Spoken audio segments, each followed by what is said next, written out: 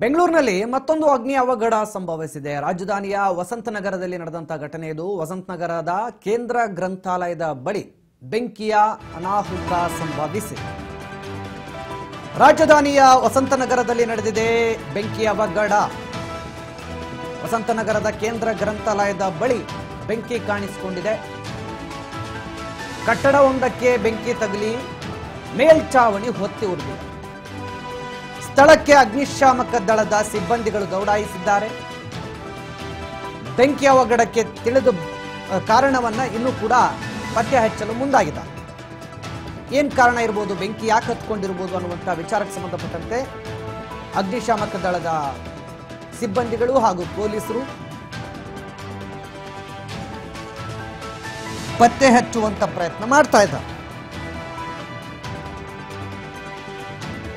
ಕೇಂದ್ರ ಗ್ರಂಥಾಲಯ ಇದೆಯಲ್ಲ, ಅಲ್ಲಿ ಒಂದು ಕಟ್ಟಡದಲ್ಲಿ ಬೆಂಕಿ ಕಾಣಿಸ್ಕೊಂಡಿದೆ. ಮೇಲ್ಛಾವಣಿ ಸಂಪೂರ್ಣವಾಗಿ ಬೆಂಕಿಗಾಹುತಿಯಾಗಿದೆ.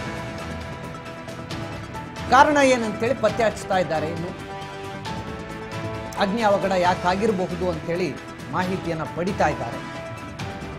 ಸದ್ಯಕ್ಕೆ ಬೆಂಕಿ ಅವಘಡ ಸಂಭವಿಸಿದ್ದು ಸ್ಥಳಕ್ಕೆ ಅಗ್ನಿಶಾಮಕ ದಳದ ಸಿಬ್ಬಂದಿಗಳು ಬಂದು ಬೆಂಕಿ ನಂದಿಸುವ ಕಾರ್ಯಾಚರಣೆಯನ್ನು ಮಾಡ್ತಾ ಇದ್ದಾರೆ. ಮೇಲ್ಚಾವಣಿ ಸಂಪೂರ್ಣವಾಗಿ ಬೆಂಕಿಗಾಹುತಿಯಾಗಿದೆ.